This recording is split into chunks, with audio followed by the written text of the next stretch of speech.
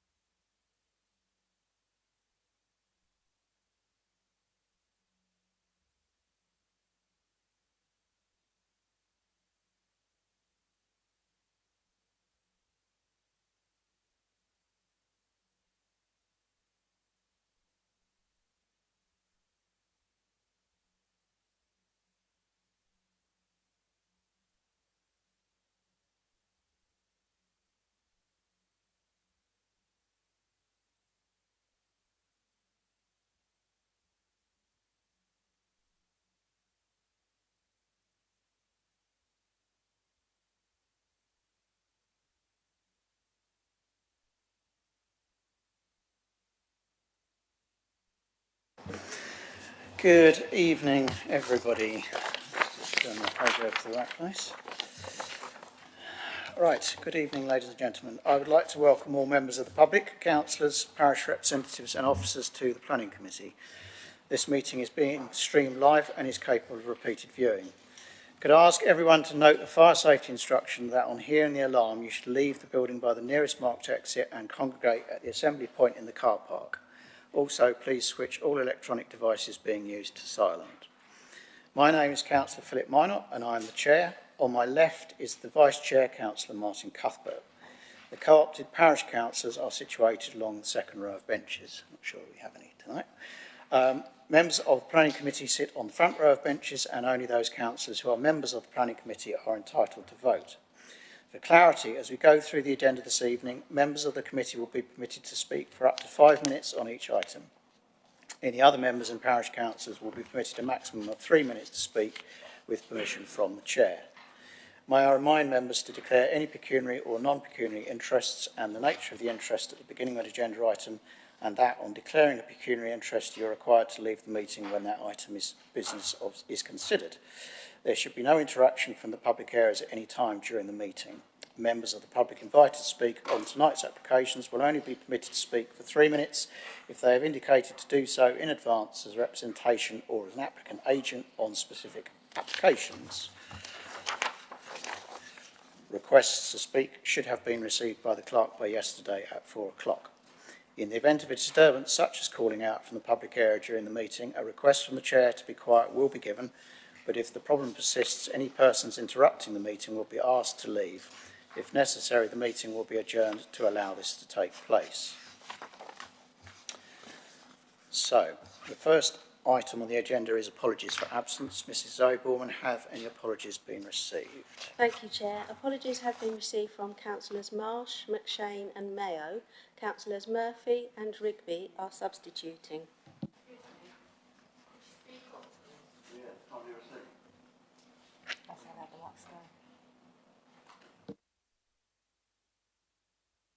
I think I might have had my microphone on. Could we just give the apologies again?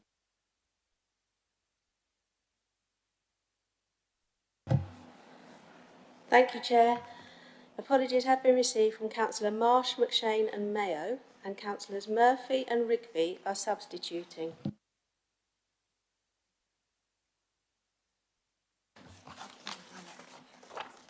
Is that better?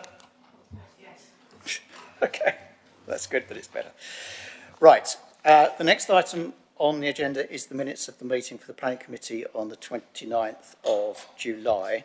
I'm just going to go to Emma Gooding to explain the situation in relation to the conditions which we were talking about then for the Dunton Hills Garden Village outline planning application. Councillor Gelderblom, do you want? Sorry, Chair, we haven't done the declarations of interest. You are correct. They're not. They're not on my list. Do you have a declaration of interest? Yeah, I'm a member of the Essex Wildlife Trust. Thank you, Thank you, Councillor Gelderblom. I'm also a member of the Essex Wildlife Trust. Councillor Gorton.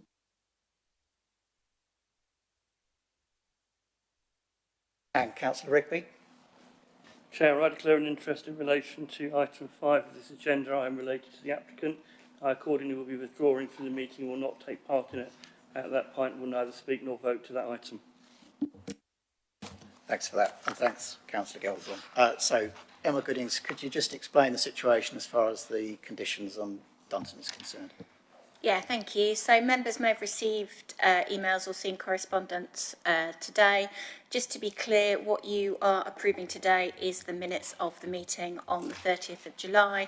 As part of those minutes and as part of that meeting, as you know, there were further changes to be made to the conditions of the planning application prior to it being signed and agreed. As voted for at that meeting, R3 was to delegate authority to the Director of Place to finalise both those planning conditions and those planning obligations, with the caveats, with the additional work that was considered in the meeting and is set out in R3 items 1 and 2. So just to confirm, it is just the minutes you are approving of the meeting today. And just to confirm, officers are happy with those minutes. We also asked our legal representatives who were present at the meeting, they re-watched the meeting and also confirmed that they were happy that the minutes represented a true record of what had been discussed. So, subject to that, are the minutes of that meeting agreed? Agreed? Right.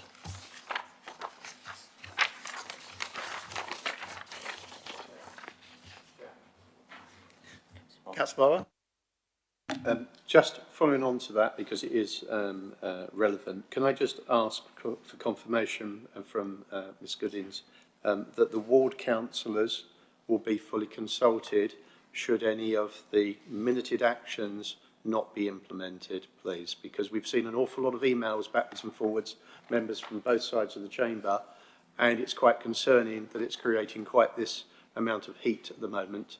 And I think we need some clarity that ward members will be fully involved. Thank you. Do you want to comment on that? Yeah, so if a condition couldn't be agreed, couldn't be set out in line with the approval that the committee made, then that would have to come back to committee. So it would be for you to decide, as well as obviously ward members and others.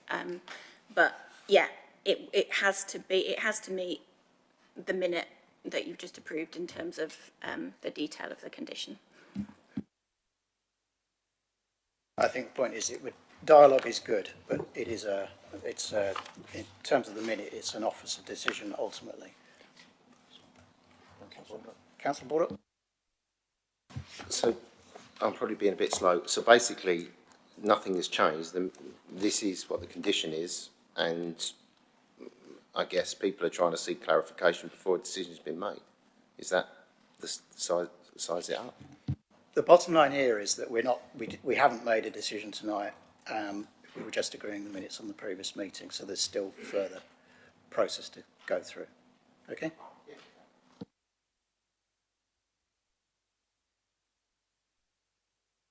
Right. So, the committee will now determine the planning applications and matters before it.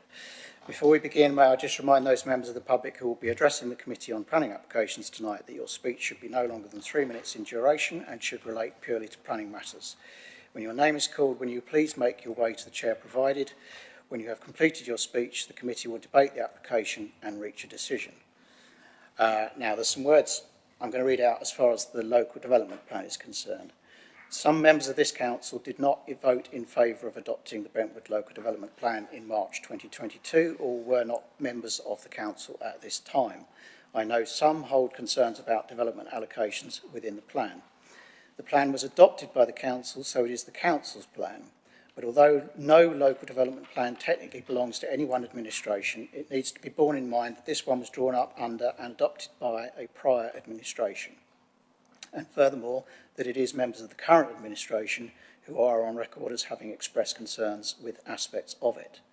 Nonetheless, the Planning Committee is tasked with considering all applications against policies within the Council's local development plan and will do so on their own merits.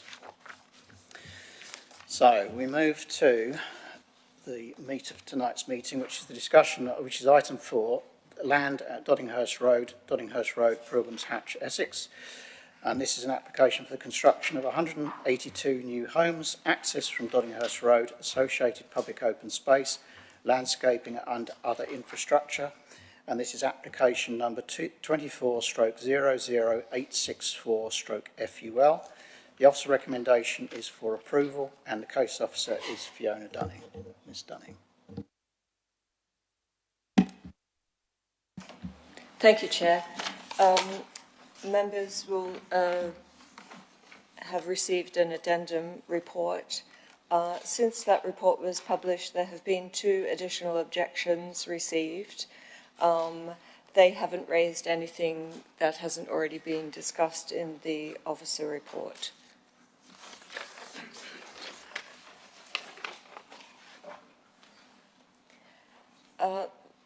The slide in front of you shows the site divided into 2 parts, either side of the A12. The northern parcel is the proposed site to be developed for housing, and the southern parcel is to be managed as woodland with public access available. I just have some photos of the site and adjoining property. So adjoining the site is mainly 2-storey dwellings, a mix of detached and semi-detached dwellings.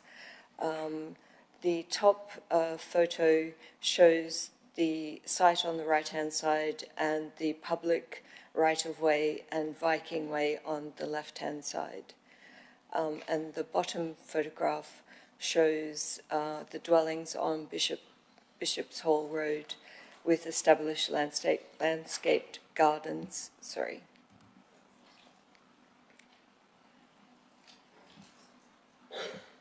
On the northern side.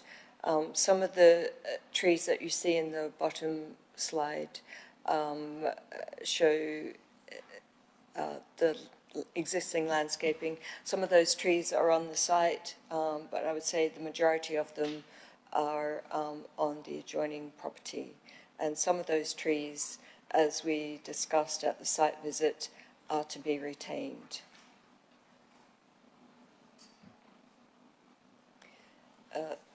This slide shows, the top photo shows the dwellings in Highgrove that adjoin the northern boundary of the site with varying garden depths of between 3 and 6 metres that is set out in the report. You'll see, I just want to point out that these 2 dwellings, they're sort of splayed to the boundary, whereas the proposed dwelling, plot 182, is parallel to the boundary. So the separation between 182 and that common boundary is approximately 2.6 metres. There will be an impact on those residents, but the location of the dwelling doesn't block views or doesn't create a significant sense of enclosure to the residents of those dwellings because they're splayed from the boundary. The bottom photograph shows the southern parcel from Doddinghurst Road, which is not proposed to be developed, as I mentioned. It's proposed to be retained as woodland with public access.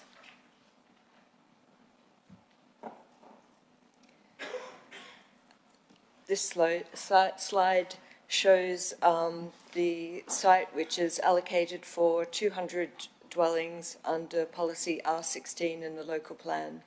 And the main areas of this policy is that the site provide vehicular access via Doddinghurst Road, that public open space is provided, that there is a pedestrian cycle routes through the site, and that there's landscaping and buffers along the A12 and an improved bus service.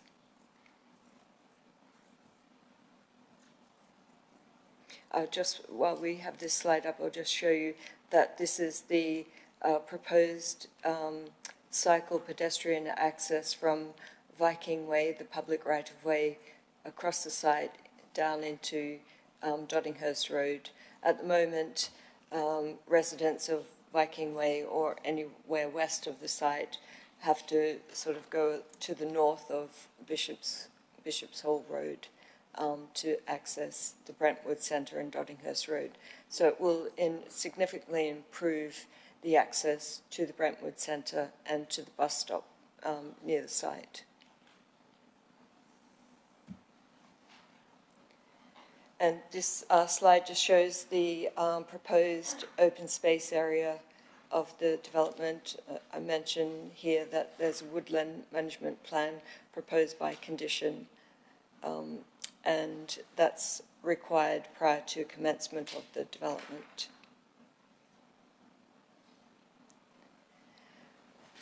This slide shows the proposed access road off Doddinghurst Road. It's approximately 59 metres from the driveway of number 2 Elizabeth Road. And there is a significant amount of trees proposed to be cleared, and that's a result of the Highway Authority needing a buffer between the proposed access, the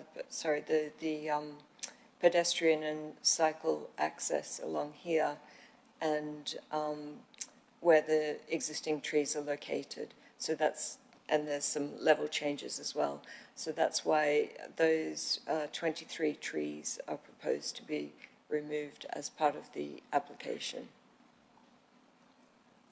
New tree planting is proposed, and that's shown in the bottom left-hand slide there. And the right-hand diagram shows the proposed improvements to Doddinghurst Road. I mentioned the pedestrian route that's significantly improved, and also the signalised crossing just to the north of the site. At the moment, there is a crossing further north on Doddinghurst Road, but that's an island. It's not a signalised junction, so that's a significant contribution to residents of the area to access the Brentwood Centre.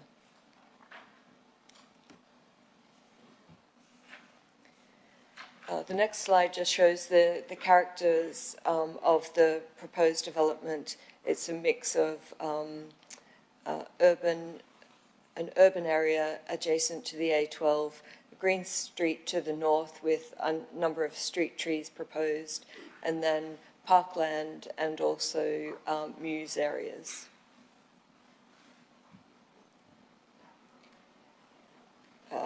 So this slide shows the elevations to the urban edge. So they're all of the apartment buildings adjacent to the A12. The plan at the top of the slide shows the separation distance of apartment 125 to 129, which is this apartment here, in the middle here. And that's 22 metres to the A12 pavement, but it's 14 metres to the boundary. And I've just provided a line here, a red line, showing the boundary of the site, so you can see the separation distance to the boundary and the separation to the pavement of the A12. And within that setback, there's proposed parking for the apartment buildings adjacent to the A12 boundary.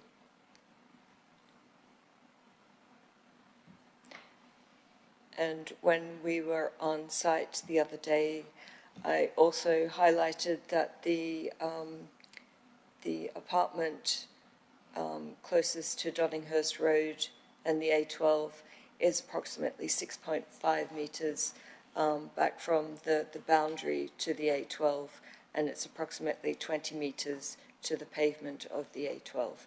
And that's this building here, this corner here is where it is the 6.5 metres. So these street scenes shows the urban green street. So the first slide shows the dwellings that back on to Bishop's Hall Road, but face the green street, and it proposes a number of tree planting along that frontage. And the reason for that is that there's car parking proposed within the street frontage to minimise the crossovers of the cycle and the footway that's adjacent to those dwellings. And you'll see that there's a mix of roofscape along this area, so it provides interest in terms of urban design. The bottom slide just shows the north-facing dwellings, which is on the southern side of the street, and you can see that they're quite separated, and the reason for that is that they have car parking in between, and also the retained vegetation of the drainage channels, which are in the centre of the site here.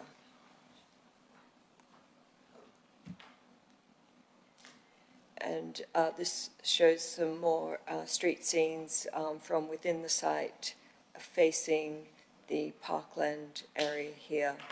So this is adjacent to the A12, and that you can see that building is proposed to block noise from the A12 to the lower sort of residential dwellings here. And the same with the proposed buildings fronting Doddinghurst Road. You have the apartment building here helping to block out the noise from the A12, and then you've got the smaller residential dwellings beyond.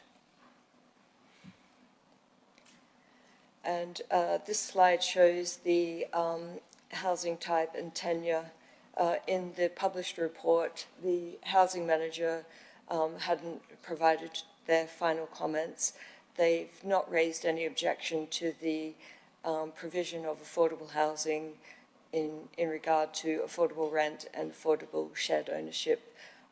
There is a slight change to the provision of 8614 to 8020 in terms of affordable rent and shared ownership, but they're satisfied with the total provision of affordable housing.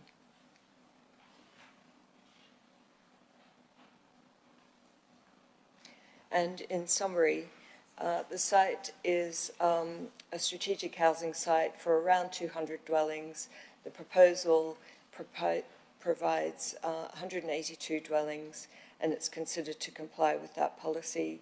It's in a sustainable location with infrastructure improvements, significant infrastructure improvements, including the bus stop upgrades, the signalised crossing, and the permeability of the site for pedestrians and cyclists.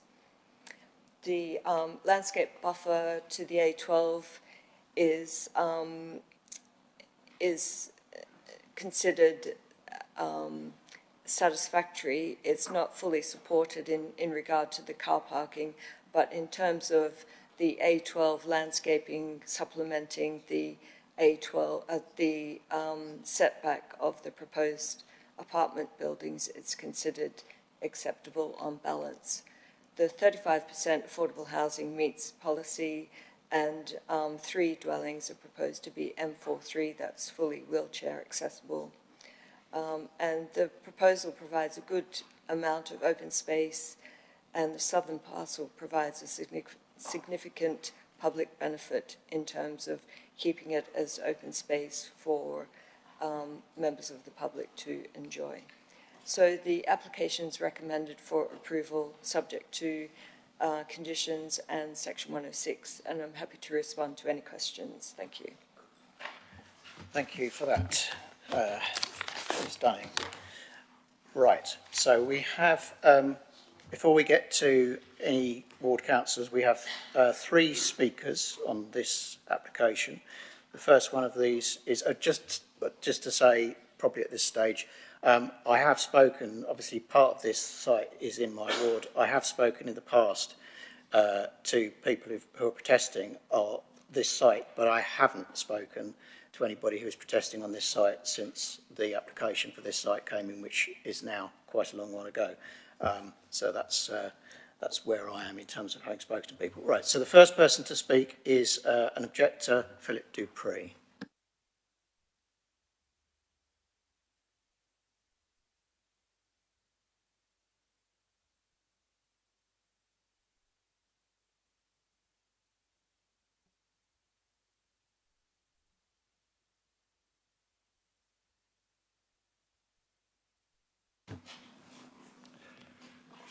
Good evening. My name is Philip Dupree and I live at 2 Elizabeth Road. My driveway is on Doddinghurst Road. I'm a construction logistics manager by trade and have worked and managed the logistics function for Crossrail, Thames Tideway and HS2 over the last 20 years. A big part of my role is to create and manage construction logistics plans, which is a part of the planning consent application from major stakeholders like TfL, the local boroughs, etc. I can honestly say that there is no way that we would be able to develop this land, as it puts any new residents in danger and destroys a large area that adds massive environmental value to the community. There is no suitable infrastructure for this build, and if permitted would be an attack on the local constituents who have voted by petition to stop it. My loyal, hard-working neighbours would be rewarded with increased noise pollution, increased particulate pollution from heavier electric vehicles and HGVs, and the loss of a beautiful, well-visited area where families visit daily to feed the horses. This area also acts as a sponge and soaks up carbon emissions, dilutes noise and assists with the lack of suitable drainage and sewage system in the area. Covering the area in concrete will amplify every negative, noise, pollution and flooding. I wanted to focus on drainage and flooding. I fight a constant battle with rainwater and its effect on the sewage network. With heavy rainfall comes flooding. Flooding in the horses field, my garden, my property boundary, often with sewage appearing, which can have awful smells and dire health implications. We have also seen the river that runs down Doddinghurst Road when it rains, proving the inadequate drainage systems and infrastructure in place in the area. If this area is concreted over, it will not only amplify the sound of the motorway, but act as a funnel for rainwater with no natural soak away, which will cause carnage for the neighbouring properties. The mitigating plan from Countrywide for the drainage and sewage is to join onto the pre-existing network, which is ridiculous as it cannot cope currently. And having an attenuation pond was the main mitigation and how they were to solve the drainage issues. This would sit a couple of metres from my house and garden, and as mentioned before, I work in the construction industry. We use attenuation ponds on HS2, and there's a good reason we do not put them anywhere near residential properties. The stench, standing stagnant water, mosquito breeding, rats, and without continuous maintenance can lead to worse localised flooding. This cesspit will also be next to my garden, my kitchen window, and my playing children. I'm truly shocked that this plot made the local plan. I know it was shoehorned into the plan under duress from central government, quietly and without fanfare, I assume to avoid backlash.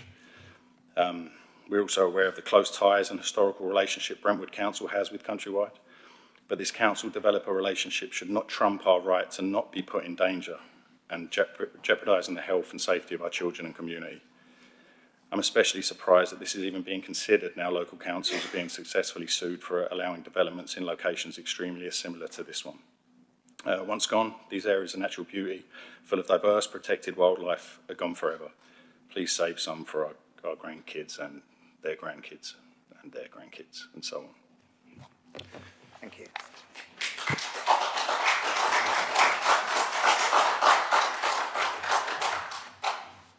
Thank you for that.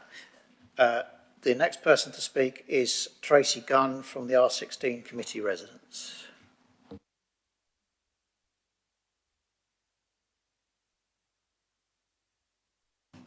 Thank you, Chair. As an R16 action group, we have previously submitted our legal representation and our petition of over 1,000 residents highlighting their concerns. Due to time constraint this evening, we are concentrating on two key issues, namely pollution and noise.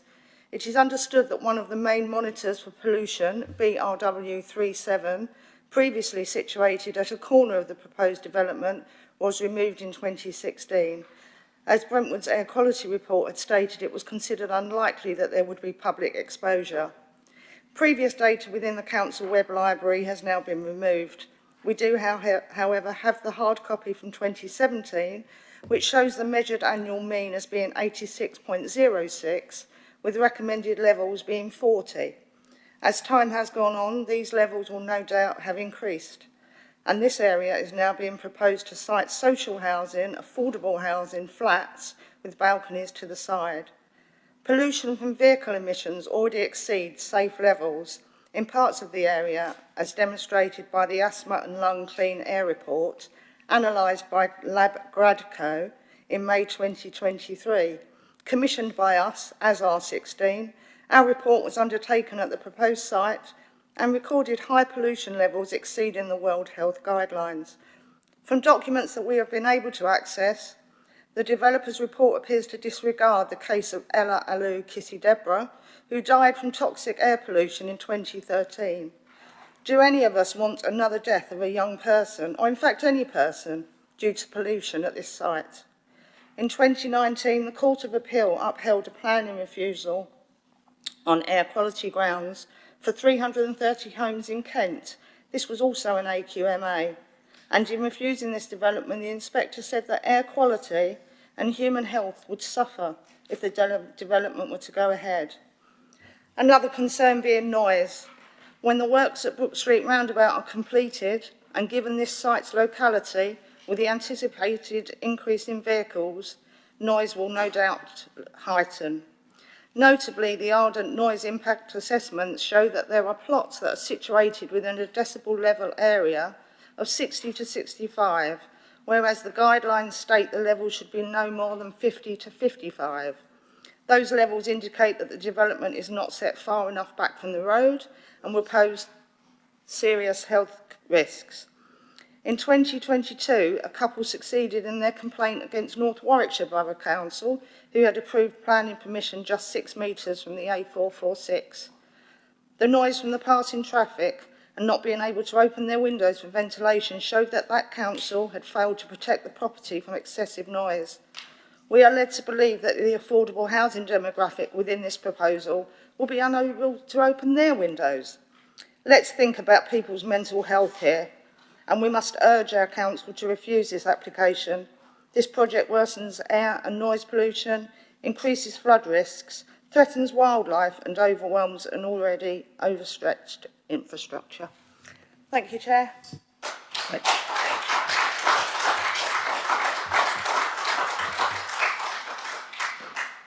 Thank you for that.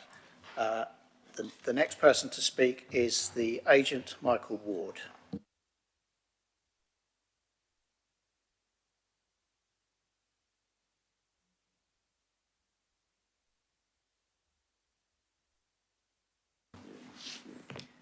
Thank you, councillors, for your time this evening.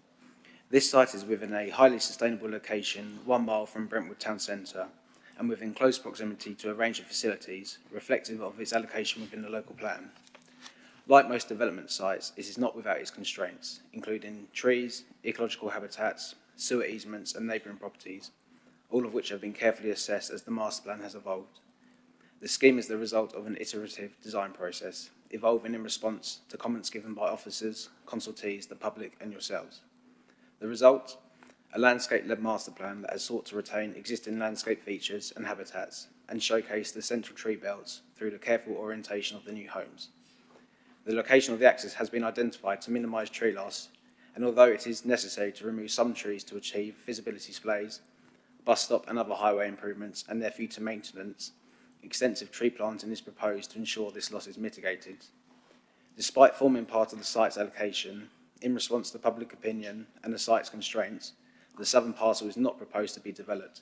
Instead, through sympathetic management, this currently private land will be opened up for public use. And our vision is that it could be used by dog walkers or those simply seeking to immerse themselves in the pockets of nature. This parcel also forms an important part of the scheme's biodiversity net gain strategy. Green infrastructure will make up more than 40% of this site. However, the applicant has also worked to ensure that the northern parcel delivers an appropriate housing density that broadly aligns with the site's allocation and the local plan's wider density expectations whilst responding to local context. The delivery of 182 new homes, including 64 affordable units, are important for meeting local identified needs. In response to the feedback given by the public and yourselves, the initially proposed drop-the-curb crossing has also been upgraded to a signal-controlled crossing, and the applicant has worked with the Highway Authority to agree this. Noise is an obvious constraint on the site, but good acoustic design has influenced the layout from an early stage in the design process. The most effective way of mitigating noise from the A12 is by using built form, and this has been achieved in the scheme via a continuous barrier created by apartments, which will reduce noise levels beyond. The layout has also placed gardens and balconies on the sheltered side of buildings where possible. Some of the homes will be provided with enhanced glazing and ventilation, which are common measures and will ensure suitable living environments for future residents. There is no objection from any consultees, including in respect of drainage, air quality and noise. The new homes will be constructed utilising modern methods of construction and renewable energy technologies. The applicant has a keen interest in reducing the amount of embodied carbon that exists in the materials they use. This application will also secure millions of pounds towards matters such as sustainable transport infrastructure, public realm, healthcare and education. This will be a high-quality development that will integrate well into Pilgrim's Hatch, and I therefore respectively ask councillors to agree with your office's recommendation to grant planning permission. Thank you. Thank you for that. So, other than myself, because as I say, part of this is in Brentwood North, and so I am a ward councillor, we have 4 ward councillors in attendance. I know the order of the Pilgrim's Hatch councillors who want to speak. Does Councillor Mayo want to come before or after the Pilgrim's Hatch councillors? It's up to you. You go first. So, for Brentwood North, Councillor Steve Mayo. Thank you, Chair. I became a member of this committee in May this year, but I have been in regular contact with residents and the R16 committee as a councillor for Brentwood North. I have a predetermined view of this application and can therefore not sit as part of the committee tonight. This site should never have been included in the 2016 local plan, as its proximity to the A12 and its likely significant negative impact on existing local residents should have made its unsuitability obvious at that time. The fact that it was made designated land and in the current national context, this is going to make this a challenging application for committee members to consider. As currently presented, though, I do not believe this application should receive approval. At a high level, on the deficiencies of the overall proposal, the local plan states that around 200 dwellings should be created over both parcels of land. This squeezes 182 into one. Parking provision is noted as insufficient, and the mitigation suggested via traffic regulation order takes typically 2 years to implement. The proposed housing mix does not meet the needs of the borough. Yet again, proposed affordable provision does not meet the standards in the local plan. affordable rental provision should be no more than 60% met by 1 and 2 bedroom properties, and yet the proposal is for 80%. This needs revisiting. The siting of this provision in the noisiest part of the plot with the likely worst air quality is a major concern. Air quality concerns have been excellently articulated by Tracy Gunn, and I note were the primary subject of the objection from Brentwood Access Group. On page 42 of the report, it notes that the absence of a substantial green buffer from the A12 in the proposals is, I quote, not fully supported, and this holds some negative weight. I suggest that this must be readdressed. Specific to the impact on Brentwood North, the southern parcel is designated as open space, but I am unconvinced about its likely utility in its proposed form. Residents in surrounding roads are concerned about security risks to their homes that may result. If this is approved, I would urge the developers to engage with residents with a view to addressing those potential issues. Finally, traffic. The residential travel plan states that we should expect around 180 extra journeys up and down Doddinghurst Road each weekday from the site. I see no mitigation of the impact to those living at the top end of the road or those in surrounding streets. For example, a new crossing for those living in Robin Hood Road and other streets on that side of Doddinghurst Road. There also seems to have been no consideration of what impact that extra traffic will have once they turn onto Ongar Road. Since R16 appeared in the local plan, planning permission has been granted for a new Lidl. This was initially refused on Essex Highways advice because of the impact on Ongar Road, and yet no opinion has been provided on the impact of extra traffic from R16 and potential mitigations. I would like them to do so before any approval is considered.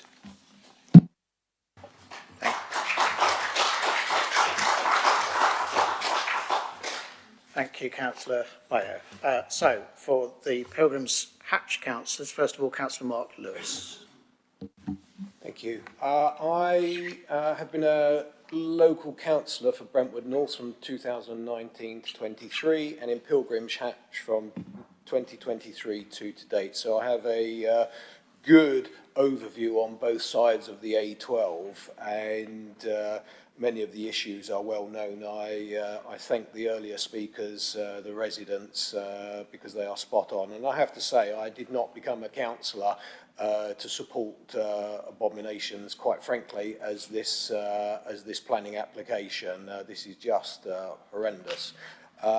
The main items that people are focused on are traffic, noise, pollution, and I also want to make a comment about Section 106 seal monies. The data provided about traffic, quite frankly, is not believable, and anyone that believes an applicant paid for a traffic survey, quite frankly, I'd like to sell them an investment. The numbers literally don't stack up. In terms of pollution, we've heard what has been said. I find it incredible. The A12 will only get worse with the Lower Thames crossing, which has not been taken into a case, and will significantly increase. And the death of the young girl in North London is just horrendous, and I do not want that in my ward. It is just too unbelievable to think about. And then finally, the noise.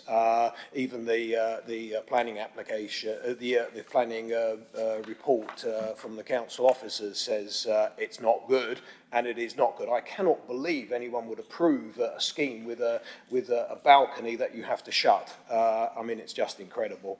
In terms of Section 106 monies, they're about £3 million, but what actually is not said is basically nothing's going to go to the residents of Pilgrim's Hatch. You've got £1 million for town centre public realm enhancement, 400,000 for cycle routes elsewhere in the borough, borough, you've got 400,000 for football pitches. There's no space anywhere in Pilgrim's Hatch for this, and the list goes on. Apart from the fact that most of this money will sit in a bank account for years, nothing will go to solving the issues of education, the NHS in the borough. The NHS have clearly told us that you can spend all you like on extra properties for the NHS and doctor surgeries, but they're not going to fill them. So what are all these people going to do for healthcare? This is really not acceptable for the residents of Pilgrim's Hatch, and I hope this is taken into consideration when you consider your overview, but I do not support this proposal. Thank you.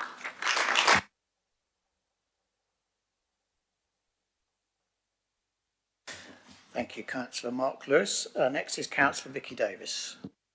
Thank you, Chair. I'm not a member of your committee. Thank you for allowing me to speak.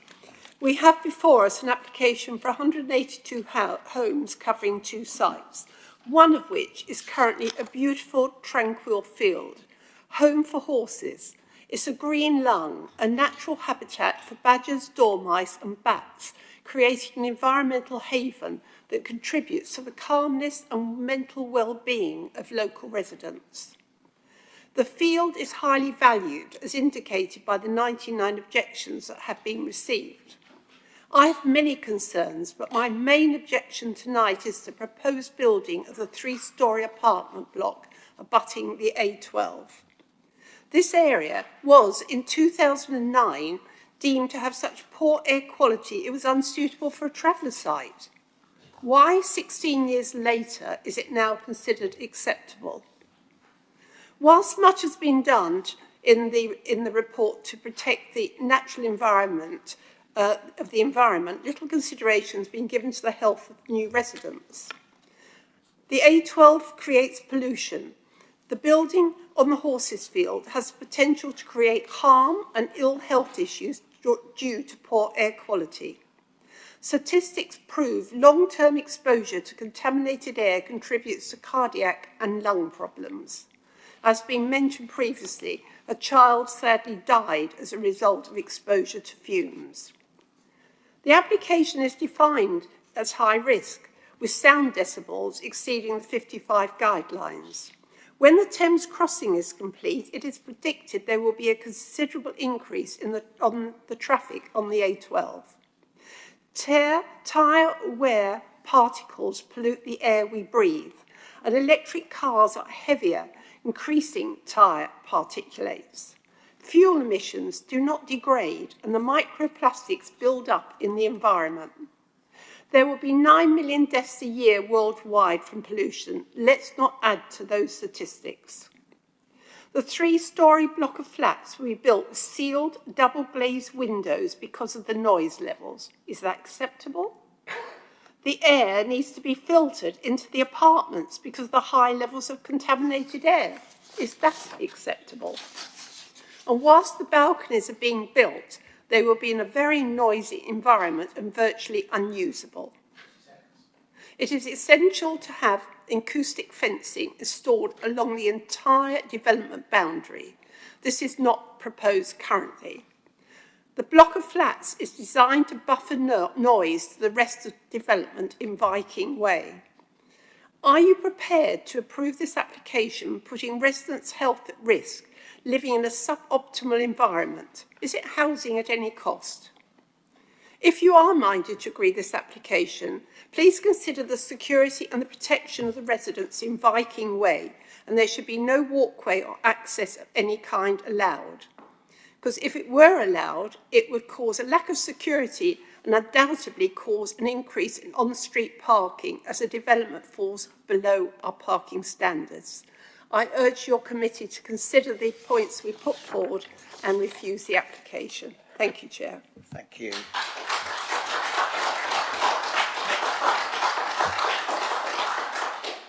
Thank you, Councillor Davis. So last to speak is Councillor Barry Aspinall. Thank you, Chairman. I'm not going to repeat. I hope anything that's been said, everything that's been said has been excellent. I totally agree with it. Yesterday I was on a call with 5 other leaders of district councils that border, that the A12 runs through their districts. We have decided to put money in a judicial review to go to the government to say this road needs widening in places. There's thousands and thousands of houses being built north of the county to satisfy the government's insistence on new house buildings. That was in plans supported by an A12 that was fit for economic and residential growth. This one isn't. Do we seriously wish to put houses on a site abutting at the moment an A12 that in the future will be widened? It's ridiculous. It's a nonsense. It should never have been in the plan in the first place, as many people have said already. Furthermore, I've been a county councillor for some time, and I know that we have to repair and strengthen the side of the A12 in South Weald, in Wiggly Bush Lane, around that area, Will Parkway, I think. It slides regularly down the slope onto the A12 through drainage and water continually happening. Further on the A12 from this site, we have Hurstwood Avenue. Have you seen what holds the side of the embankment up there in Hurstwood and Westbury? Also, at Greenshaw and Calcott, just the other side, the side of the A12 is supported by planted trees that their roots and help support the side of the A12. What is going here? I don't see anything being proposed that's going to stop the pressure of buildings and vehicles regularly using that car park from pushing the side of the A12 back down. There'll be a continued repair job as it is in South Weald. It's a nonsense. We need to stop that. I agree with my colleagues. There is not enough thought given to what the existing residents, let alone our new residents, will be provided for by the improvements by this site. 106 and SIL monies is not being looked at for provision within Pilgrim's Hatch. There is a massive car parking issue on street in Pilgrim's Hatch. That could be eased if some thought was given to it, but no thought's been given to that whatsoever. It's just throw some money at the council, give it a title where it thinks it should be spent, and they'll be happy. Pat us on the head and let us go. No, there's got to be more thought given to existing surrounding residents and new residents should this happen to happen. That thought is not in this plan. Those suggestions are not in this development plan before you, and I ask you to turn this down. It is not fit for purpose, it's not fit for existing residents, and it's certainly not fit... Councillor Aspinall, you've had well over 3 minutes. It's not fit for future residential use. Turn it down, please.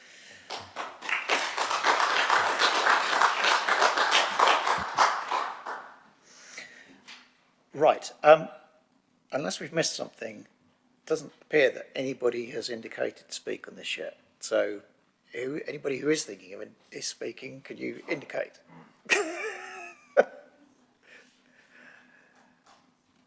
Councillor Barber. Thank you, Chair. Can I ask a couple of questions through you, Chair, to the officer in terms of the application before us? First of all, can I... do you want to go question and answer in turn or a list? Which do you prefer?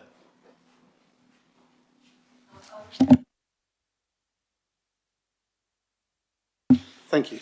We know that Doddinghurst Road is a road that's suffered some terrible car crashes. The actual site entry into the site, can you tell us how we can be assured that the entry into that site is safe, given that traffic does speed excessively coming up, particularly from the rural into Brentwood at that point?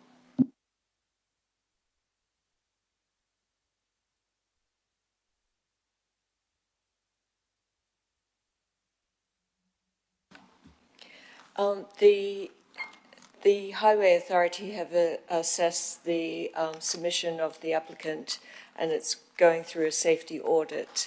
The traffic speed along the Doddinghurst Road is 30 miles an hour. I think with the additional residential dwellings fronting Doddinghurst Road, it's likely that vehicles would slow down when they see residential dwellings, whereas at the moment there's a lot of trees and a field, and there's no buildings sort of creating an environment that makes people slow down.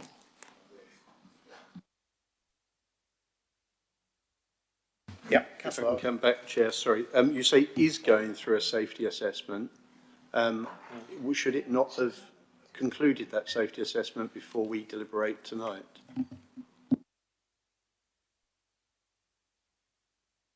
It's a safety audit has been undertaken, but it's the final audit that would be undertaken in terms of the final design of the roadway and the access.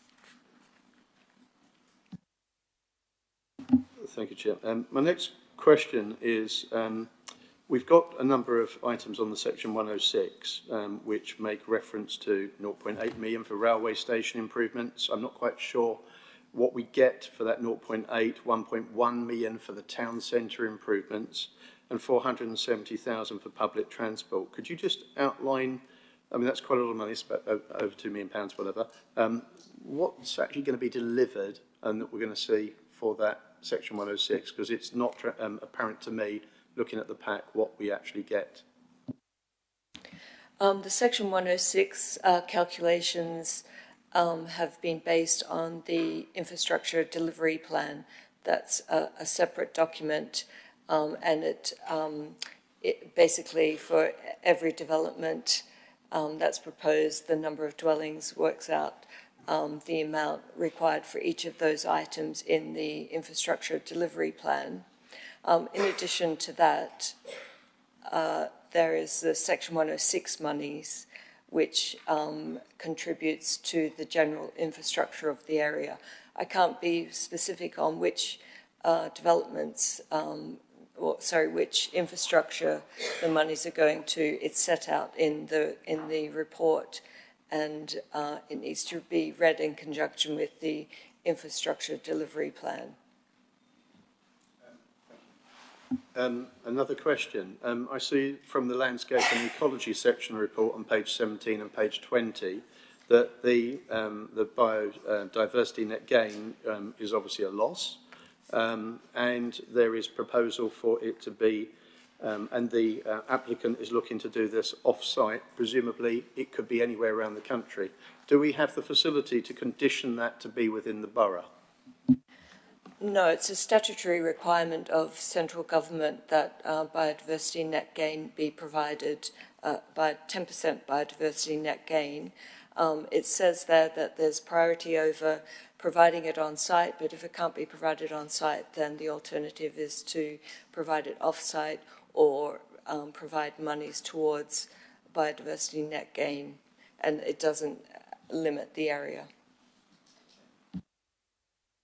My final question then is, are you saying as the officer bringing this to our committee that you believe this application is fully policy compliant with our local development plan?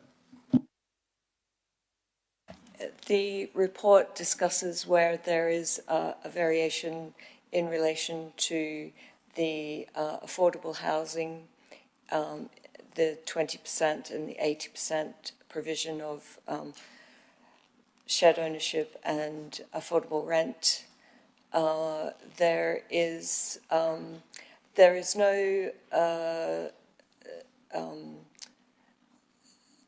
in terms of the numbers, there's no specific number like the distance. Say, for example, I've said in the report that the setback to the A12 with the car parking is not fully supported, but there's nothing in the local plan that says it should be a certain distance from the A12. So it's a matter of assessing it in terms of whether it, whether it's considered acceptable. So there's no restriction on the distances. In terms of the noise from the A12 onto the proposed residence, the environmental health officer is satisfied with the noise and also with the level of pollution.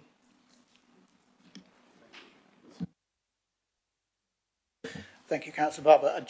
I'll go on to Councillor Gordon, who's also indicated to speak, but I think it's worth the committee bearing in mind that the report itself on page 35 does make it very clear, the question that you asked about whether this is policy compliant.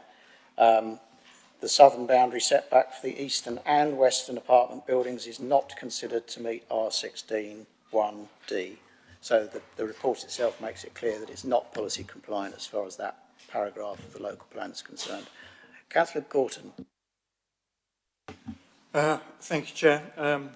A question for the planning officer, if I may. You state that a local area for play will be provided and the developer in their leaflet to committee members, which we received today, also mentions a children's play space.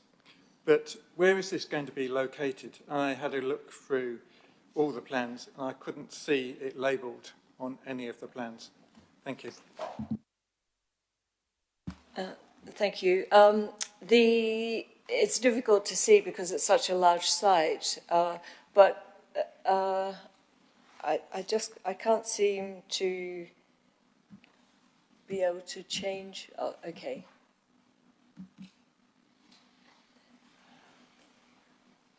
Probably this. Oops. This plan probably is the easiest one to see. Sorry, can I just, obviously from the point of view of myself and my vice chair, we can't see those. We do. I'm not sure why this isn't on, I'm sorry.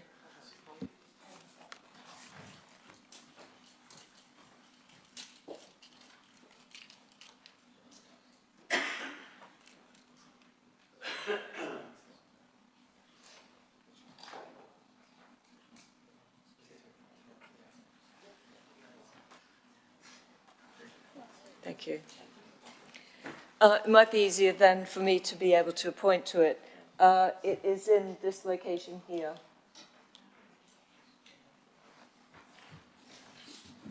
Thank you. Thank you, Councillor Gorton. Right. Okay, we still haven't got anybody else to speak. Councillor Baldock. We'll go to Councillor Baldock.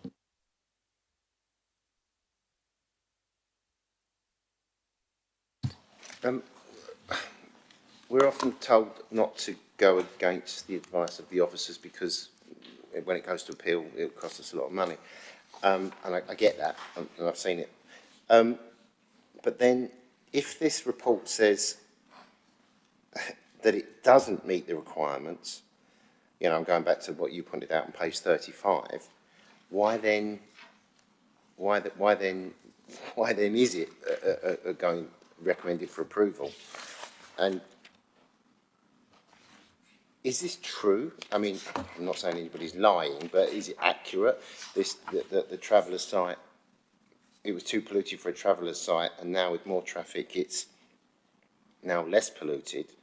In which case, how are we meant to square that?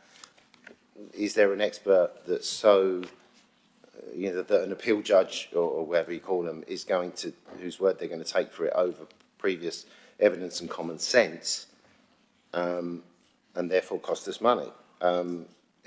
In order to make a decision, it's often very difficult to, you know, we don't want to go, no, because this is ridiculous, only for it to cost hundreds of thousands of pounds because somebody's got more letters after their name and overrides common sense. So it would be nice to know if that was the case, and if that was the case regarding the pollution previously, how come that's not now? Although I probably won't understand the answer because it will be complicated. That was it really. Thanks. In relation to the traveller site, I have no information on that. As I mentioned, the Environmental Health Officer has looked at the application and has not raised any objections in terms of pollution. Also, it's the application before you tonight, and any material considerations have been raised in terms of pollution. I don't know of any planning history. I've looked at the site through pre-application. There wasn't any planning history about a traveller site. In relation to the comments on page 35, this report is an on-balance report. So I've looked at all of the pros and cons of the development, and on balance, the fact that it's in the local plan for 200 dwellings, and that's just more or less saying that that's one of the few negative parts of the development that's proposed, and on balance I'm recommending approval.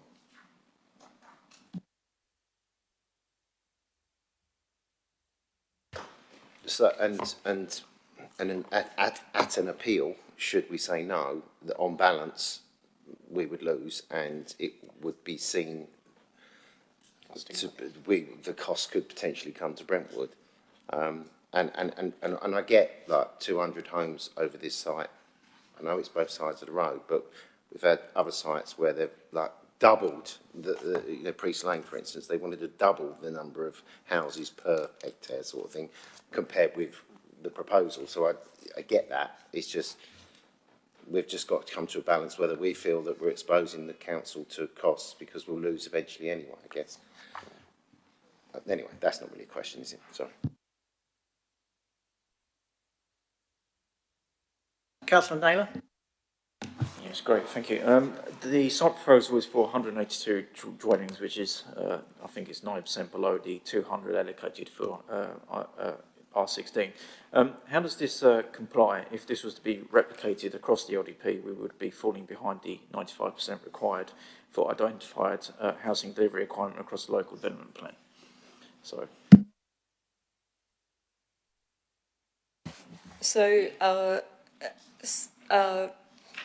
the councillor mentioned Priest Lane that had significantly more dwellings proposed than the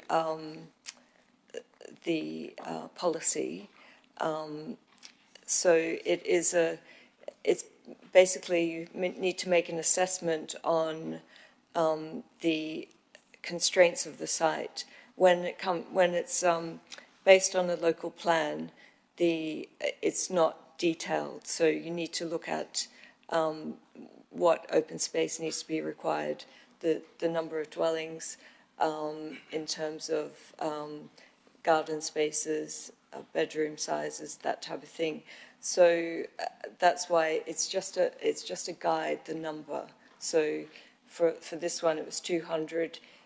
Based on the site constraints, the developer is proposing 182, and I think that's probably the maximum that they thought that they could achieve on the site while meeting all the other policies of the local plan. Okay, Councillor Barrett. Yeah, thank you, Chair.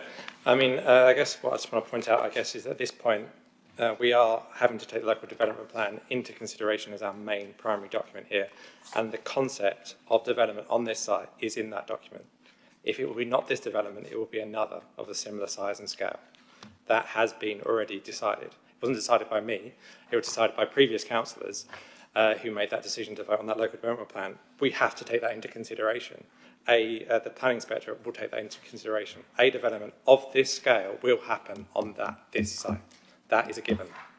So we have to decide whether this application is the best or whether we think there's an alternative which would be far better than the application in front of us. And we have to consider things on balance. So basically, for me, there are some issues on the site. There are issues on every planning application. I've never seen one that I've said, yes, that's perfect. And we do have to consider the 5-year housing supply that does protect us from actually being able to make decisions on this council. If we don't have a 5-year housing supply, we can't make decisions on this council. We just have to say yes to everything. So that is difficult as well. And we already have seen our numbers in Land North of Shenfield go down. So, and this site is obviously saying less than the local development plan, which is probably the first time I've seen that, unless they've been forced into it for some other reasons. I do not like the mix of affordable housing being outside of policy. However, it is smaller than I have seen on other sites that we have approved. And I don't like the parking issue that we are less spaces than are in standards. Whether I believe all of those add together to be enough to refusal, I'm not quite there yet. But I will listen to the debate and make up my mind as that goes on. Thank you, Councillor Barrett. Yeah, I mean, I think I'll just run through some of the issues that struck me with the report. And I think, first of all, I think probably the most important one is the one that we've already touched on. The fact that the report itself tells us that this application does not meet R16 1D. Now, obviously, we have local plan policies which are borough-wide, and therefore they're relatively general. And if an application doesn't meet one of the relatively general ones, that is sometimes because of site-specific issues. There are constraints on the site. When it comes to the site-specific policies, as I've said before, those site-specific policies have been drawn up knowing full well that there are constraints on the site, and therefore you really want your applications, your final applications that come forward as a result of the local plan, to abide by the site-specific policies. They're there for very good reasons. And that particular policy is there precisely because the fact that this site borders, and obviously let's remember there is a southern part of this, although there's no proposal to build on it, it borders both sides of the A12. It's very close to the A12. In principle, you can come right up to the A12.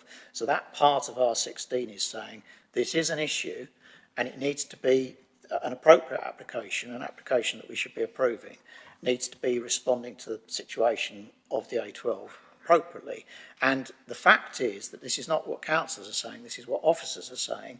This application, despite a lot of backwards and forwards between officers and applicants, this application is still not doing that. It's still not, as far as the officers are concerned, putting appropriate buffering and distances in between the proposed buildings and the A12.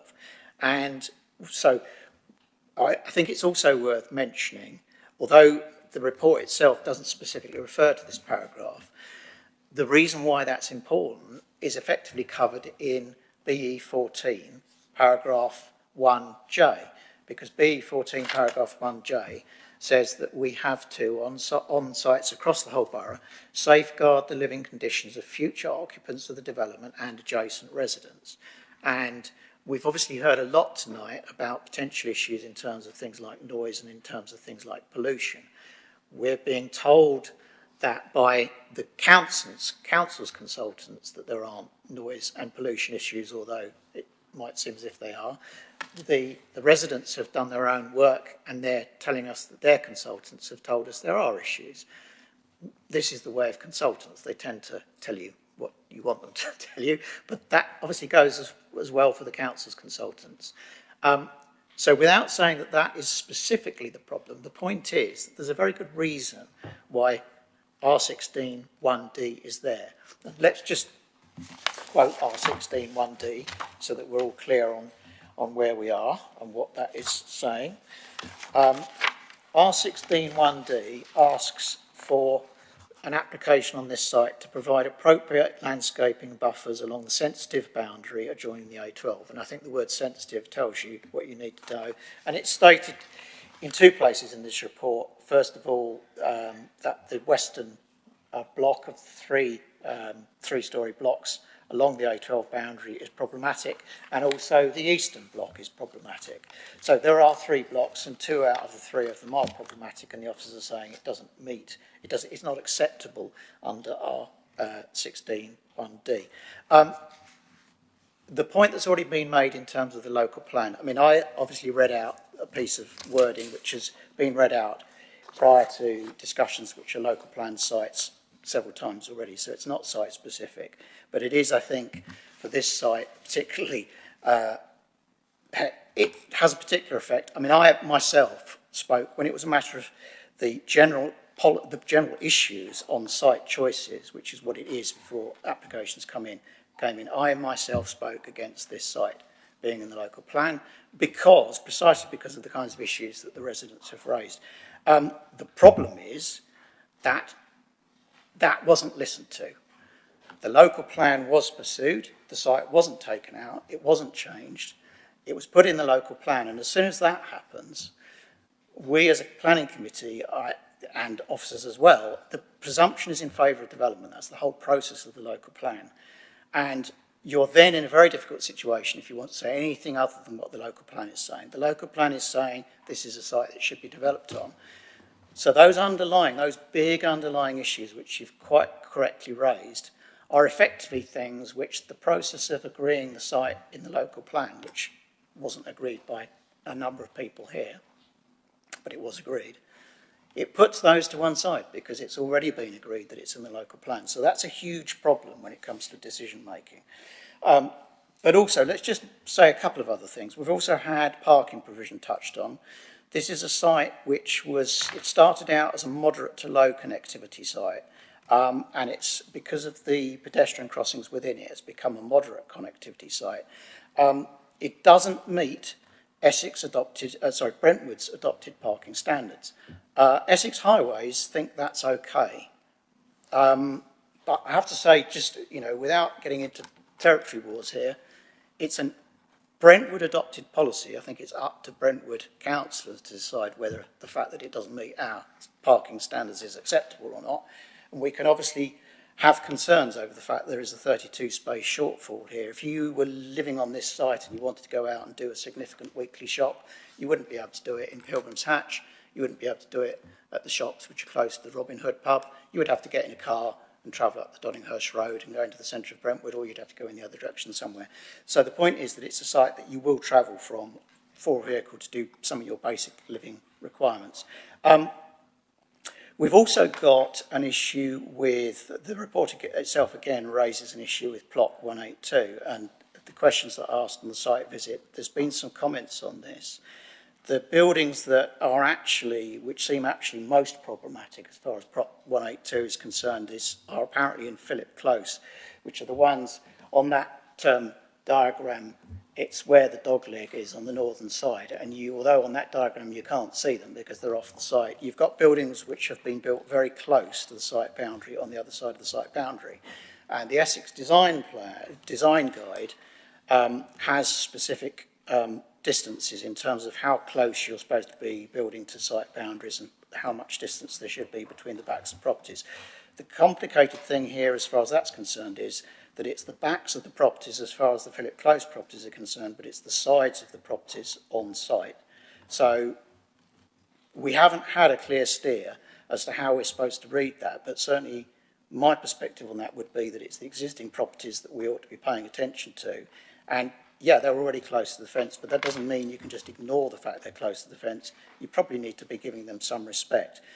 The only way in which I can see that has been taken account of is that the line of the terrace that you can see on the plan, where it gets to within, I think we were told, 2.6 metres from the boundary, it's effectively between the two straight lines of sight of the two blocks which are very close to it. So one of them is looking in front of it and the other one is looking behind it. But it's 2.6 metres from the boundary, and they're also extremely close within something like 3 metres or something on the other side of the boundary, and it's very close on the other side of the boundary. So there's an issue there.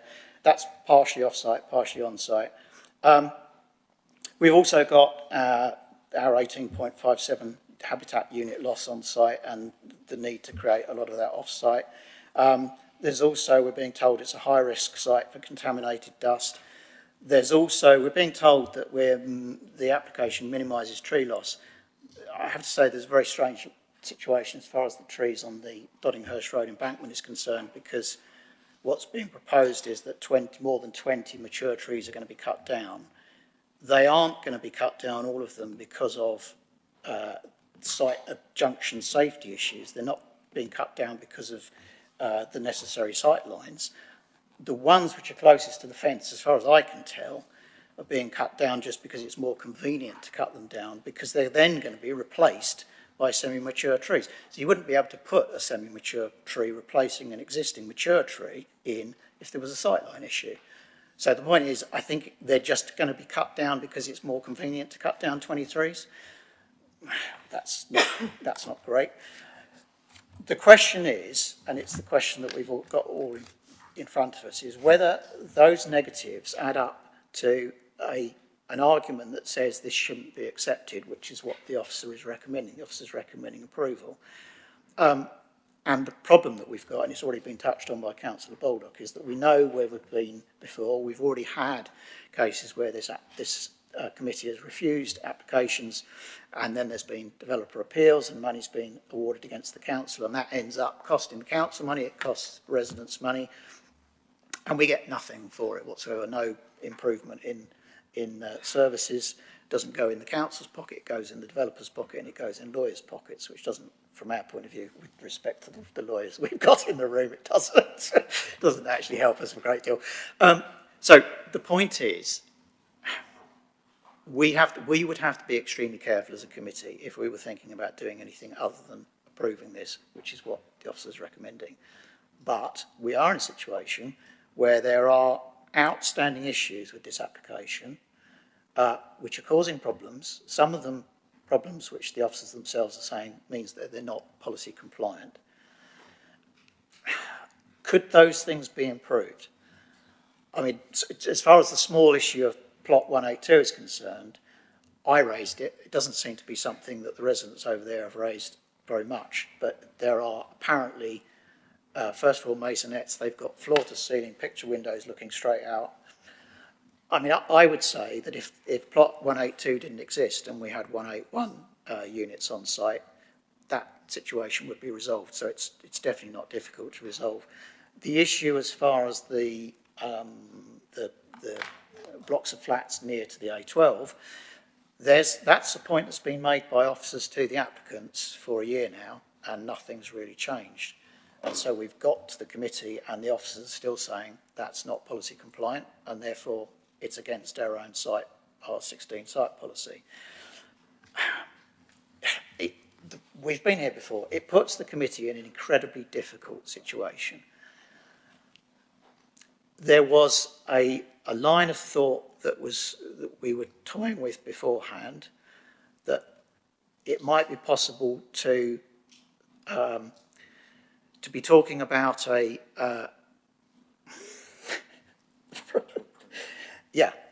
about the committee being minded to approve, but with changes. Now, unfortunately, we haven't had the opportunity before this meeting started to have advice on that. So again, we're in a situation where we're having to ask advice in the middle of the meeting, which is not ideal, but that's where we are. So I don't know whether it's better for us to have a conversation about that on mic in the chamber, or whether it's better to have a conversation about that, to have one of our notorious brief breaks and then to come back.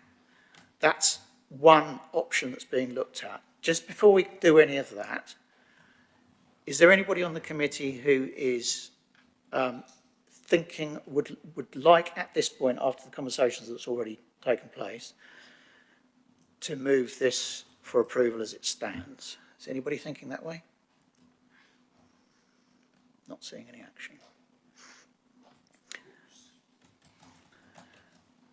So, we're once again in our awkward position. I don't know, as I say, I don't know whether it's more helpful to the council to have a conversation off mic about the possibility of a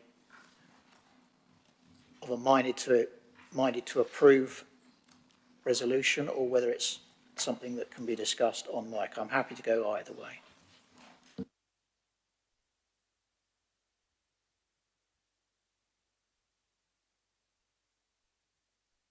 Can I just ask, what is the determination date for this application, please?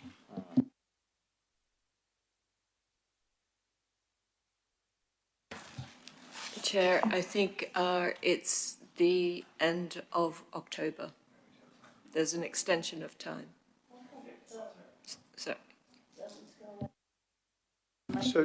Chair, would it be sensible to defer this item? and then you can go away. I mean, you are chair of this committee. You can actually bring back this item and you can interact with the planning committee officers to bring back this application in a form you're happy with, I would have thought. And it seems a bit crazy that we're here tonight, but we're talking about taking a break to discuss something in the corridor. It doesn't seem the right and proper way to do it. That's, yeah, no, well, I'm never keen to do it that way. I'm just trying to do the best thing at each time, and we are having a succession of difficult decisions. I think actually the idea of a brief deferral is possible, and the other reason why I would say that is because the residents have done their own piece of research when it comes to certain issues, things like pollution. Now, obviously, the councillors on the committee have not had the opportunity to see any of that. We've just heard that referred to. We've also had the question about the Travellers site and the fact that that was not pushed forward because of pollution on the site raised, and we haven't got an answer to it. So it would be potentially possible for us to say we would like to be able to see some of the research that the residents have done, and we would like to be clear about whether we've previously had a situation where a traveller site couldn't be located on what's now R16 because of pollution perceived at that time. I'm aware of the fact that the council's stance in general terms has been that pollution levels are going down. The problem I've got, and I agree with the residents to this, absolutely to this extent, that the trouble is if you take away your own monitoring stations, and it was a monitoring station which was in a red zone at the point that it was taken away, so it wasn't a site with no issues, you actually don't know. It's all very well to think it's going to be fine and it's moving in the right direction, but it would be much better to know that it's fine. So that's another possibility. Deferral is another possibility.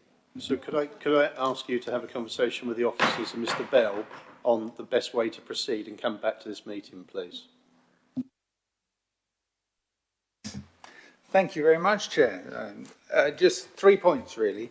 Firstly, the determination period is the 25th of October 24, not 25. So that's point one. With regards to trying to redesign an application, you're not here to redesign an application for the developers. You are here to determine the application that is before you.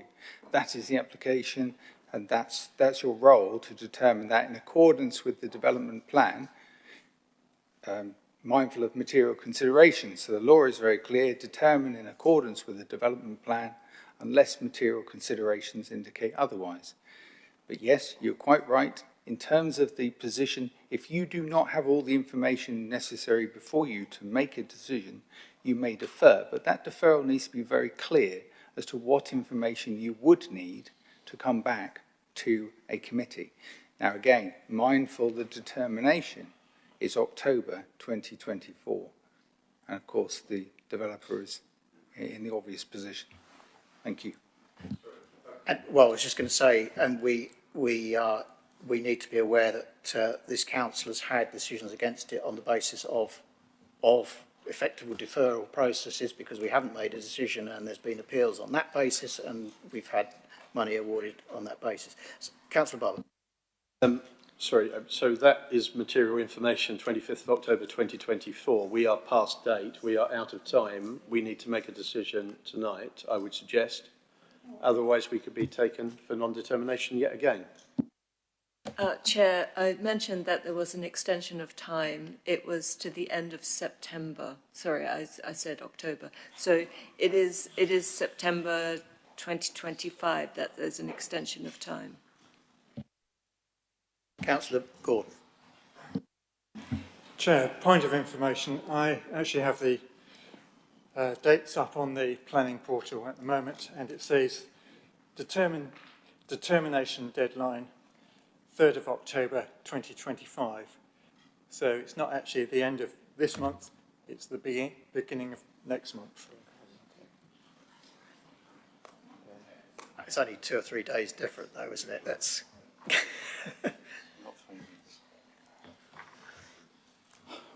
and we're not going to have another planning meeting before the end of September, or at least it's not currently planned that we're going to have a planning meeting before the end of September.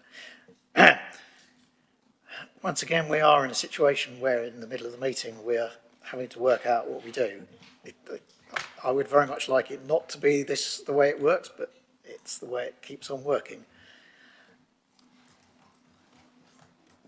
As I say, I've already asked, I can ask again, is there anybody on the committee who is keen to move this for approval as it stands after a bit more conversation?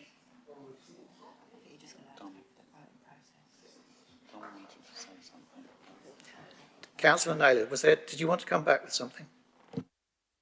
I was just going to say I agree with Councillor Galton that indeed there are two dates on there. The agreed expiry date and termination deadline is the 3rd of October 2025 and the next meeting is the 14th of October.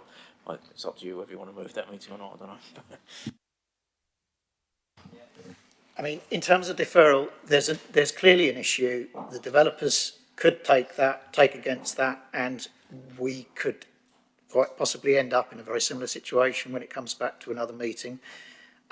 There are things that we don't know. As far as the residents are concerned, it's not, I mean, we have had comments before from officers that when residents have done a piece of work, it would be better for us, the committee, to have seen that piece of work before we get to the meeting. But the trouble is, residents, that's been said to some of us, it hasn't been said to residents, so it's not the residents' fault that they aren't aware of that.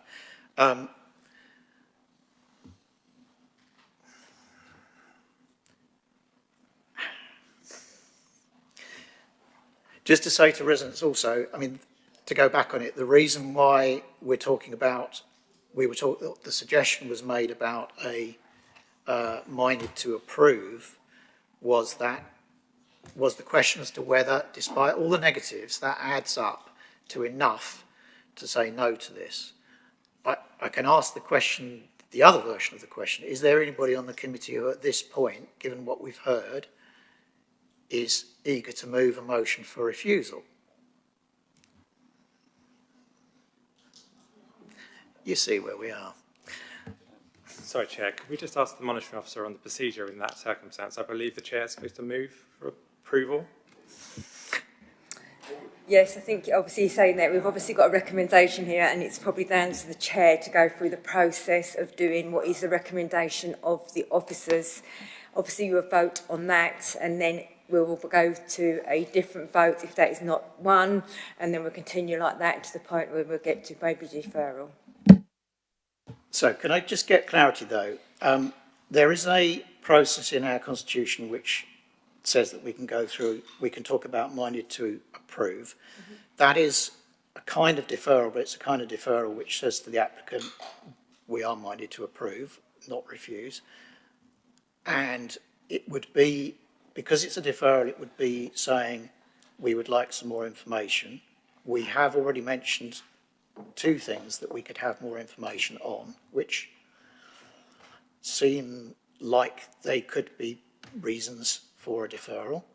We genuinely don't have that information in both cases, and it would be helpful to have that information. I mean, clearly, if the council, by some internal process, had previously decided that part of this site was not acceptable for gypsies and travellers to live on because of air quality issues, that would be very pertinent to a discussion of this application. I would very much like to know whether that's something that's happened or not, and we don't have anybody in the room who can still speak, who can tell us who's got the reference, whether that happened or not. So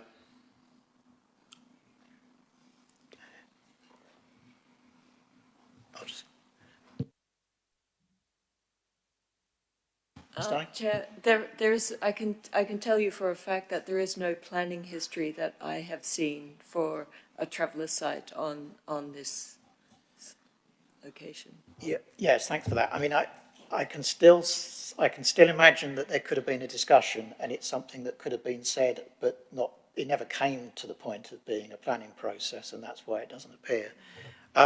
Could I have some advice from Mr. Bell? in terms of what I've just said about minded to approve and that being a kind of deferral and there being reasons for deferral, is that subject to, well, yeah, I mean, the point is subject to further information coming. There's further information could make us think in all sorts of different ways. But is that an acceptable decision to make at this point?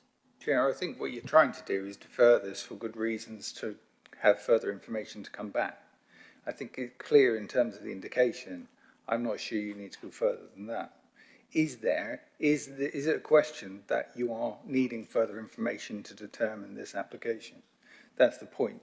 You've got three things. You've got the option of approval, you've got the option of refusal for good planning reasons, and you've also got the option of deferral. The applicant is in the room, they've heard the deliberations. I think the key thing is, if there is going to be a deferral, officers will want to know exactly what they need to get to enable you to have all the information before you to determine this application on planning grounds. Well, so I've already mentioned two things. From my point of view, I think it would be very useful if members of the planning committee had the opportunity to see the piece of work that the residents got done. I mean, for the residents to have commissioned their own piece of work, to have a report, it would be certainly useful for us to have the opportunity to see that report rather than just to have it mentioned. And the issue that's been raised about the possibility of a Gypsy and Traveller site having been looked at on R16 and it having been turned down on the grounds of air quality concerns is something that we haven't got an answer to, and I would certainly like to know if we can work out whether that's happened or not. If it genuinely happened, if we've got some documentary evidence that would happen, it would be useful. Councillor Barber. Sorry, you've surely just directly contradicted the officer. The officer said there was no such planning application for a Traveller and Gypsy site on that location, and you just said there is. Can I ask which is correct, please? No, I'm not saying we're being told by the officer there was no planning process, but it doesn't necessarily have to, if it doesn't get to the point of some kind of an application, there could well have been a discussion about that. As far as Gypsy and Traveller sites, there could well be a process, there could well have been a committee report. Councillor Murphy? If this was approved and then in years coming along, we won't be in existence because in 3 years we'll be gone anyway. What happens then when people who live on this site are then contracting all sorts of diseases? Who do they go and blame? They blame the local council. And that will be us in the frame again. So no matter what we do and what we say, we're absolutely stuck. Yeah. Wouldn't it be better if the developers go away, think about it, and actually give us some reasons to approve it as to not approve it? Well, the report is giving us reasons to approve. And I mean, let's just say, let's be fair to the developers and let's be fair from a Brentwood North point of view, selfishly from a Brentwood North point of view for the moment. It's very welcome from a Brentwood North point of view that there is no proposal to put any development on the south side of the A12. There are always positives with these applications as well as negatives. There are negatives as well in this case. And the point that you've made, Councillor Murphy, I mean, the point is, yes, and that's why it concerns me. And just to go back to BE14 again, we are supposed to be safeguarding the living conditions of future occupants of the development and adjacent residents. And if we've got concerns about that, we have concerns about it. And we would like, if there's ways of setting those concerns, setting out the concerns of our minds at rest, so we could make a decision and we could be happy with it, then that would obviously be better. Just to come back to Councillor Barber's point, I think I said it already, but I can well see a situation in which Gypsy and Traveller sites were discussed. Somebody somewhere thought, right, no, that's not going to be an appropriate site for that reason. It may be in a document somewhere. That doesn't necessarily mean there'll be any evidence on the planning side because it never got to the point of a Gypsy and Traveller site application. So that's a very convincing scenario to me. Chair, it's not whether or not there was a Gypsy and Traveller site proposed. It's not material to this planning application because the environmental health officer has assessed the application based on the documents in relation to noise and air quality and was satisfied that the site was suitable for residential development. But the reality is that we did have a monitoring station on site, and we don't have a monitoring station anymore. We haven't got up to date monitoring on site. There's two things here. One, you obviously are very conflicted because of past history on this site, and that's understandable. But between you and your vice chair, is there not one of you that's willing to either propose approval or refusal so we can proceed? Because I really do have sympathy with Dr. Barrett. We seem to be stuck in this limbo. When there's a popular application that everyone likes, you're very much there proposing approval of that application. On this occasion, make a decision, please, one of you, and then we will take a vote, and each of us. It's very difficult being on the planning committee. It's not easy. You've got to weigh up the risks. You've got to look at planning law. But I do think between the two of you, one of you should be able to propose to move a motion one way or the other.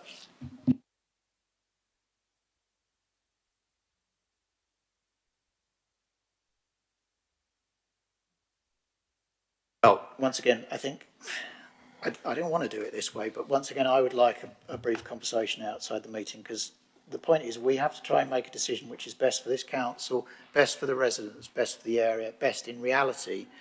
And I'd like some advice. As far as I'm concerned, there is a decent argument to be made that we could defer, because there is information we don't have which we could have. But I'd like to be very clear about that. Obviously, if we were deferring, the applicants can do all sorts of things. We don't have control over that. That's why, somewhat reluctantly, I mean, Councillor Barber, I mean, the point is I've expressed concerns about this site before, but I was proposing a motion to be mindful to approve, which I'm not massively keen on that, but I'm doing that as the chair. Councillor Rigby. On a point of information, I understand that the leader of the council, Councillor Barry Aspinall, knows from his own personal knowledge that there was a gypsy site that was refused on the site. I could speak to that. Yeah, we have a procedural problem, which is once the committee has started to speak, the people who've spoken before the committee speaks can't speak again. It's really irritating, but that's the way it works. Councillor Barrett. Thank you, Chair. I guess we've got the options now of to either go for or against or deferral. If you go to deferral, please just be precise on what information you want. I guess we could go on a wild goose chase looking for certain documents or not, but will it override the environmental health officer's report? Will it override the planning inspector looking at the environmental officer's report? I think that's what we have to consider. Those are good questions. Obviously, we don't know the answers because we don't know what documentary evidence we have. I would strongly suspect the environmental health officer is not aware of that process having taken place before. I mean, the point is, from an officer's point of view, if that had taken place, it would be worth saying, this did happen. The reason why the situation is now different is so-and-so. We haven't been provided with that information. So, as I say, I would be grateful for a bit of advice and a bit of advice offline, so I think we'll have a 5-minute break.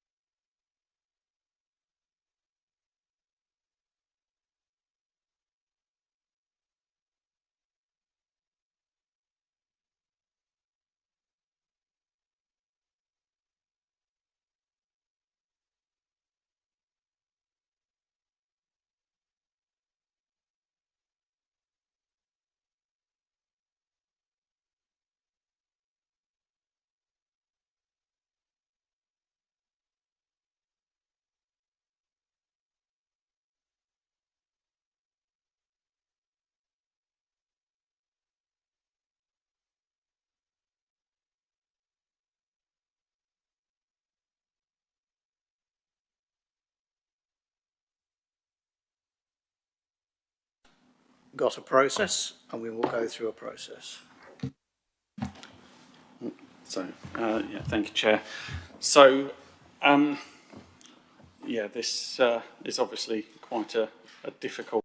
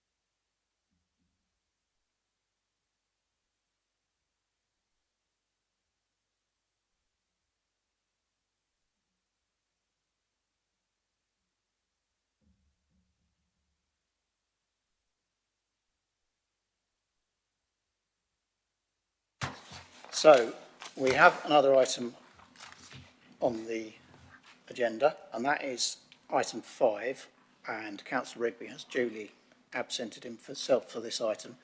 This is for a tree preservation order in relation to 33 Tomlins Close, Hutton.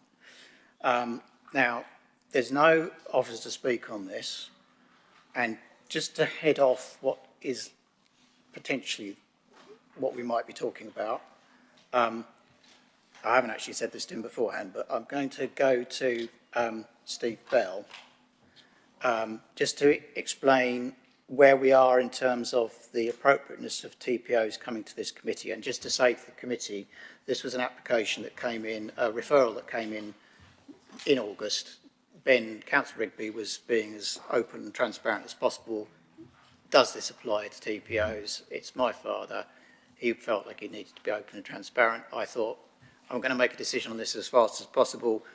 I thought it's much better to say yes and then discover we don't need to have it here than it is to say no and then discover that we did need it here.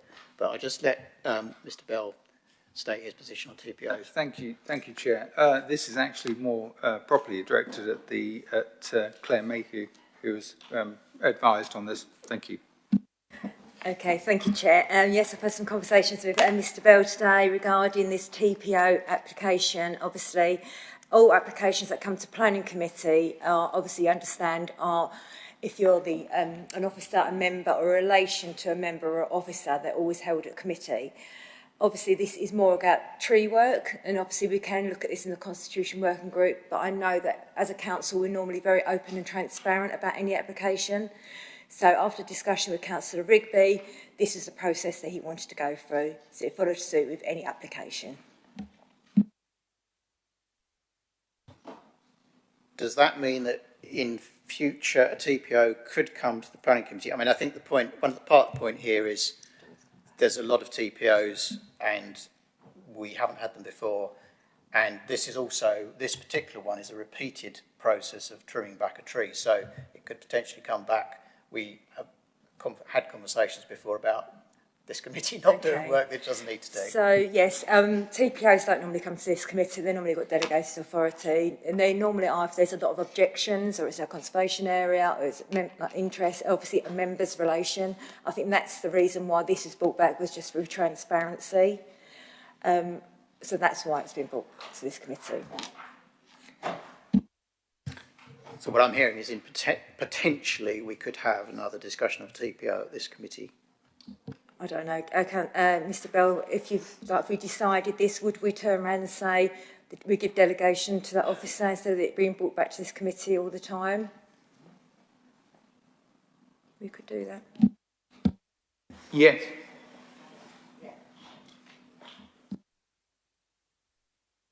Yes, thanks, through Chair. So just to clarify that tree orders on to actually make an order for tree preservation can come to this committee. We had one a couple of months ago where there was an objection, and in that instance the scheme of delegation says that it must come to committee. What we're looking at here is works to a tree that already has a preservation order on it. Because it appears on a weekly list, there's obviously an opportunity to refer it. And for the reasons why Councillor Rigby has done it, what's in front of you is a fairly straightforward application by the tree owner to do some works which have been carried out before. There isn't anything there that I certainly have any experience or would be able to comment on whether the recommendation is the correct one or not, but the ecologist who has made the recommendation does all the assessment on all the works to TPO trees in the borough. So an order for a TPO might come to committee, but ordinarily you wouldn't see an application for works to a TPO tree. Hopefully that makes sense.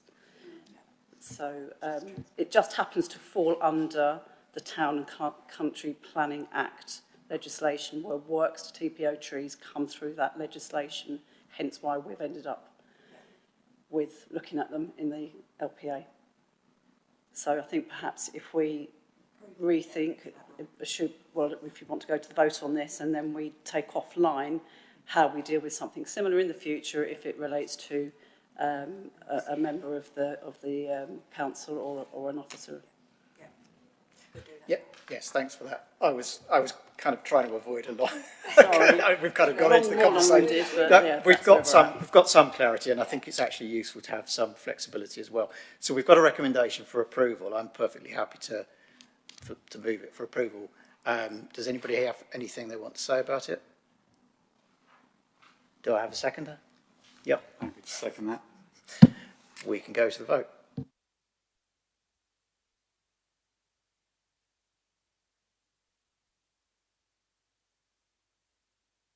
That is unanimous, yes. Right, well, we don't have any urgent items. We can all go home and be glad that the meeting's over.